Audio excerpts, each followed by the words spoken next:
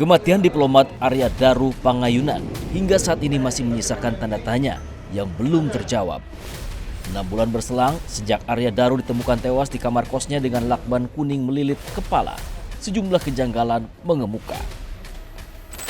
Kuasa hukum mengungkap 10 hari sebelum kematiannya, Arya Daru terlihat berada di sebuah hotel di Jakarta bersama seorang wanita berinisial V. Kami menelusuri lokasi hotel terakhir di mana Arya Daru bersama perempuan tersebut.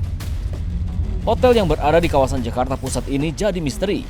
Perempuan tersebut bekerja di Kementerian Luar Negeri dan disebut sudah menikah dengan seorang perwira TNI.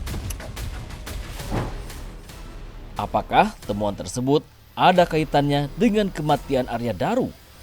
Sejauh ini, polisi masih pada kesimpulannya, kematian Arya Daru tidak melibatkan orang lain. Pengacara keluarga Arya Daru juga menyampaikan fakta lain.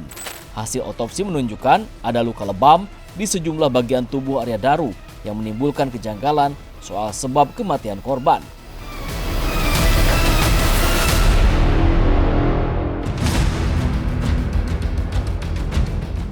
...27 Juni 2025 atau 10 hari jelang kematiannya pada 8 Juli 2025... ...sebuah hotel di kawasan Cikini, Jakarta Pusat jadi saksi bisu. Arya Daru disebut pernah bertemu dengan sosok perempuan berinisial V. Kami coba telusuri jejaknya. Sebuah hotel di kawasan Cikini ini kami sambangi.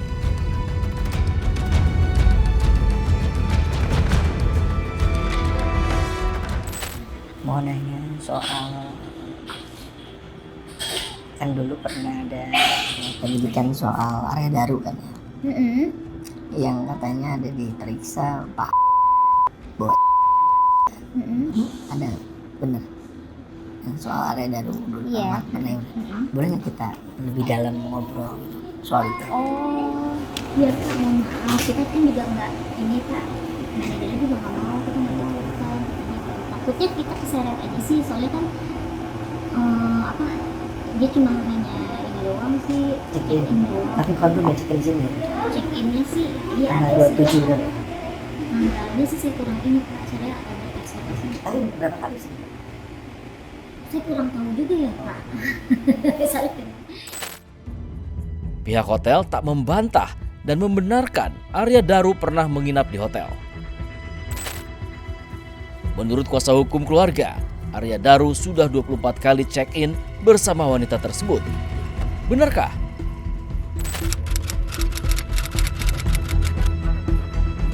Nah, yang kami dapatkan dari penjelasan penyelidik pada saat kami audiensi pada tanggal 26 November yang lalu, bahwa kami mendapatkan fakta dari kepolisian.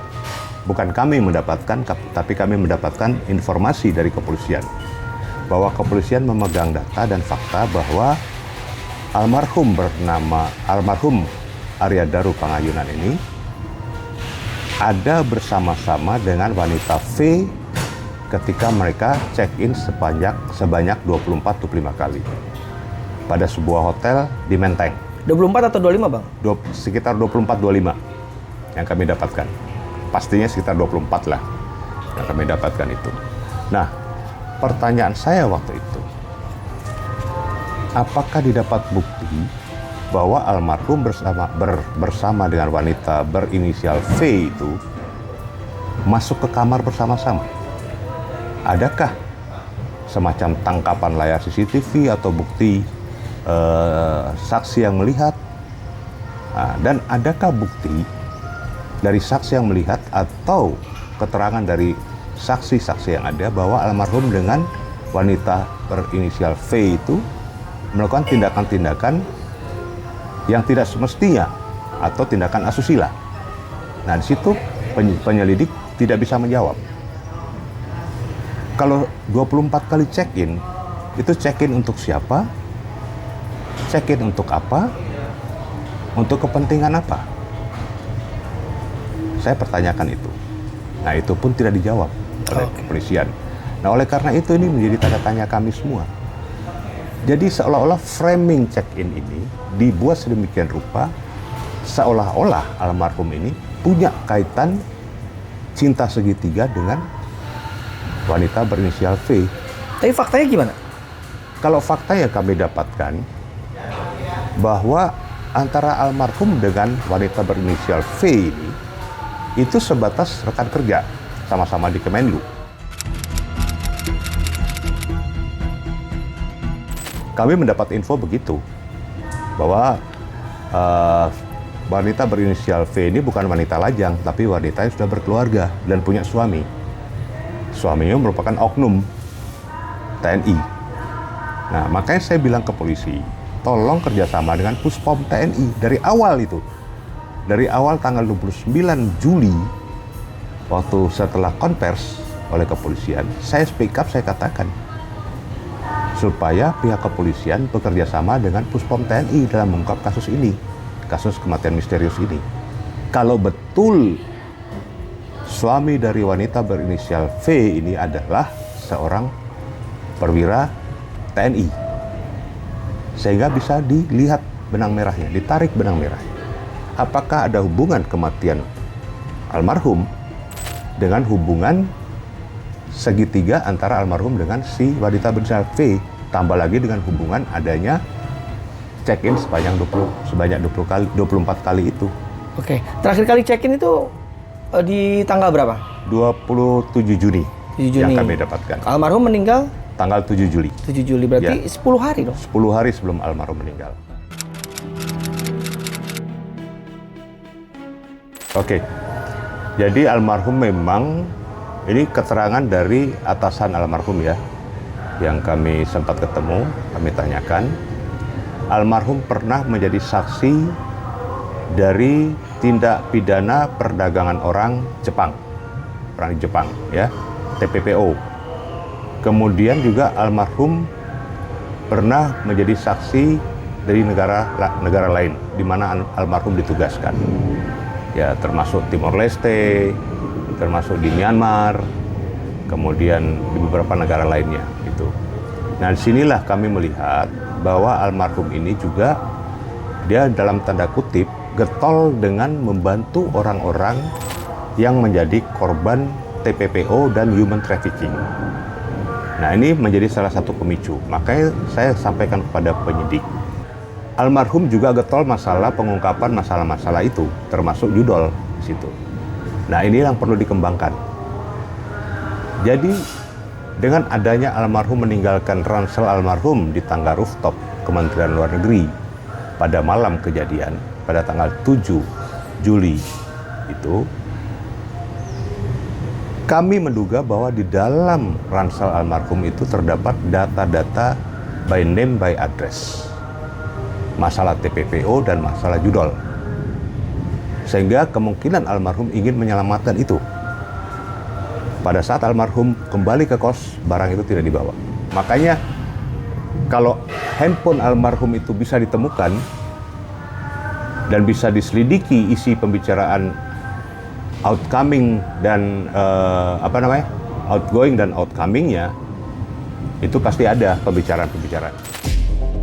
Temuan lain yang juga menimbulkan tanda tanya adalah hasil otopsi jenazah Arya Daru. Ada sejumlah luka lebam di tubuh Arya Daru. Seperti apa hasil otopsi kematian Arya Daru? Secara eksklusif, kami mendapatkan laporan hasil otopsinya.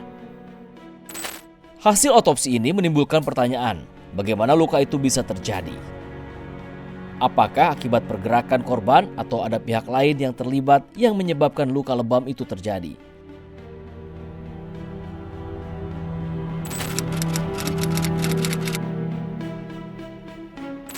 Berkaca pada otopsi. Jadi kita berdasarkan otopsi yang telah dilakukan oleh dokter forensik dari RSCM, ya kan. Nah, hasil otopsi itu pada kelopak mata atas kiri terdapat memar berwarna merah keunguan berukuran 1,5 cm. Kemudian pada bibir bagian bawah dalam terdapat luka terbuka berukuran 4 cm kali 1 cm dan memar berwarna ungu ukuran 1 cm kali 1 cm. Kemudian pada leher bagian depan terdapat luka sepanjang 7 cm. Kemudian pada leher depan sisi kiri terdapat luka sepanjang 8 cm di atas tepi, dan atas tulang dada terdapat luka lecet berbentuk garis sepanjang 3 cm. Kemudian hal lain juga yang kami dapatkan, pada batas tumbuh rambut belakang terdapat luka lecet berbentuk garis sepanjang 12 cm. Pada leher bagian depan sisi kanan terdapat luka sepanjang 5 cm, dari garis tengah terdapat luka garis sepanjang 8 cm. Pada leher bagian depan sisi dalam 7 cm, dari atas tulang dada terdapat luka garis sepanjang 8 cm. Pada leher samping kiri 9 cm, dari garis pertengahan depan 10 cm di atas tepi atas tulang dada terdapat 3 buah luka lecet berbentuk garis lurus. Itu warna memar berwarna kebiruan di lengan 5 cm, di atas siku berukuran 2 x 2 cm gitu. Kemudian memar berwarna ungu di lengan kanan 3 cm, di atas siku diameter 0,1 cm. Kemudian terdapat memar berwarna biru keunguan di lengan kanan 4 cm, di bawah siku berukuran 3 cm x 2 cm. Terdapat memar berwarna ungu di lengan kanan 5 cm, di bawah siku berukuran 5 cm x 2 cm. Kemudian luka akibat benda tumpul di bagian dada sebelah kanan. Nah, dari situlah Abang menyimpulkan berarti ada kekerasan. Ada kekerasan. Itu Ini temuan. waktu pas penyidikan awal, apakah disampaikan oleh penyidik? Disampaikan, tetapi tidak sedetail ini. Oh, Gitu. Tidak sedetail yang saya sampaikan sekarang ini. oke. Gitu. Jadi hasil pemeriksaan otopsi dapat dikatakan bahwa luka-luka itu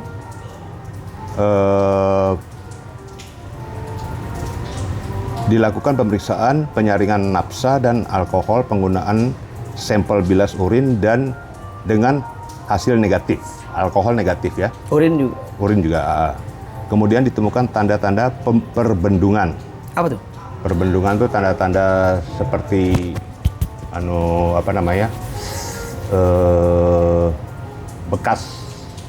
bekas luka dalam. Di bagian? Dada. Oke.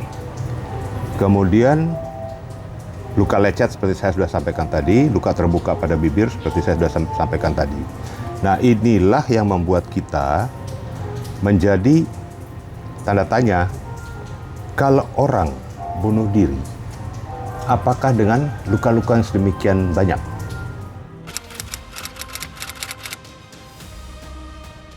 Kalau menurut Abang? Bukan bunuh diri, tapi dibunuh, pembunuhan secara berencana. Temuan 3 sidik jari lain pada lakban yang melilit kepala Arya Daru juga menjadi pertanyaan. Menurut kuasa hukum, ada 4 sidik jari pada lakban yang melilit kepala Arya Daru. 1 milik korban dan 3 lainnya tidak teridentifikasi karena dinyatakan rusak. Temuan ini menjadi petunjuk patut diduga adanya keterlibatan orang lain dalam kasus Arya Daru.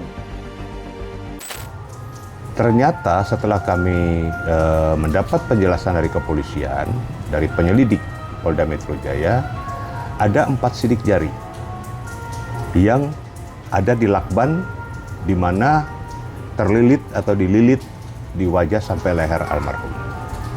Nah, dari 4 sidik jari itu hanya 1 yang bisa diidentifikasi, dikatakan itu milik dari almarhum. Sedangkan 3 lainnya dikatakan rusak. Nah, rusak saya tanya tentang rusak, kenapa sampai rusak? Itu katanya diakibatkan cuaca. Nah, pertanyaan saya, kejadian itu di lokus yang sama, di dalam kamar, dan kemudian di tempus yang sama pada tanggal 7. Masakan dari 4 hanya bisa? Kalau rusak berdasarkan cuaca, kenapa yang 1 tidak rusak? Kenapa yang 3 itu rusak? Jadi ada 4 sidik jari itu dengan nomor identifikasi 000391, 000392, 000393 dan 000394. Yang teridentifikasi 000391. Nah, pertanyaan kami, apakah sidik jari itu terhapus atau dihapus? Itu tidak dapat terjawab. Oke. Ya, kemudian yang saya pertanyakan bahwa kenapa sampai lakban itu digunting? Karena yang ditemukan faktanya di TKP bukan saja lakban, ada plastik dulu dibungkuskan di kepala, plastik resek dibungkuskan di kepala, kemudian baru dililit lakban. Nah, kalau lakban itu digunting, berarti bisa saja pada saat pengguntingan itu sidik jari tertumpuk atau bagaimana. Karena tidak ditemukan 12 titik. Sidik jari itu kan ada 12 titik sidik jari yang harus diungkap. Itu. Kenapa hanya satu? Itu pertama. Yang kedua, saya pertanyakan juga posisi waktu almarhum terlilit lakban atau dililit lakban. Posisinya tidur atau duduk atau berdiri. Itu tidak dapat dijelaskan oleh penyidik.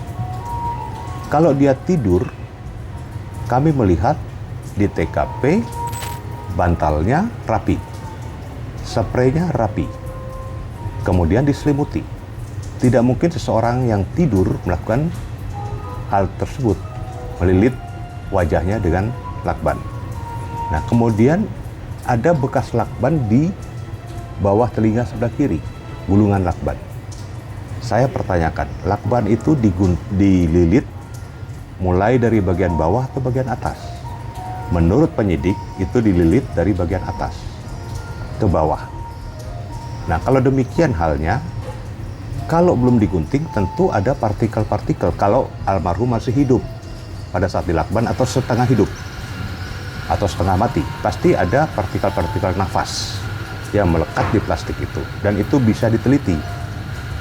Tapi kenyataannya setelah digunting, plastik dan lakban itu tidak pernah dihadirkan sebagai barang bukti. Oke. Yang dihadirkan sebagai barang bukti itu pada saat konvers tanggal 29 Juli adalah lakban yang baru yang diambil dari istri almarhum.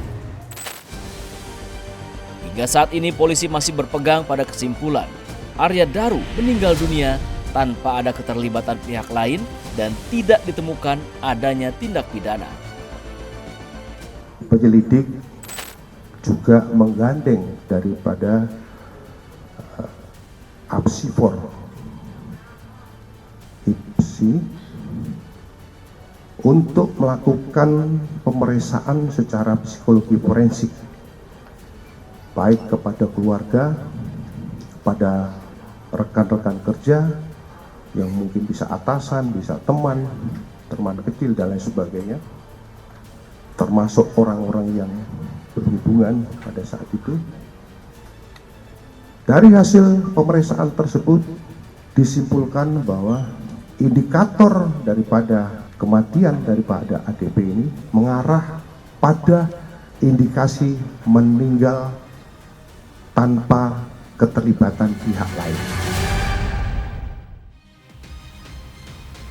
Arya Daru ditemukan tewas di kamar kosnya, Jalan Gundang Dia Kecil, Jakarta Pusat pada Selasa pagi 8 Juli 2025. Saat ditemukan, wajah hingga kepala dalam kondisi terlilit lakban berwarna kuning. Kini, publik terus menanti jawaban sejumlah kejanggalan yang belum terungkap. Benarkah Arya Daru tewas tanpa keterlibatan pihak lain? Atau ada tangan-tangan yang mencoba mengaburkan fakta sebenarnya? Dan kasus besar apa yang bersembunyi di balik kematiannya?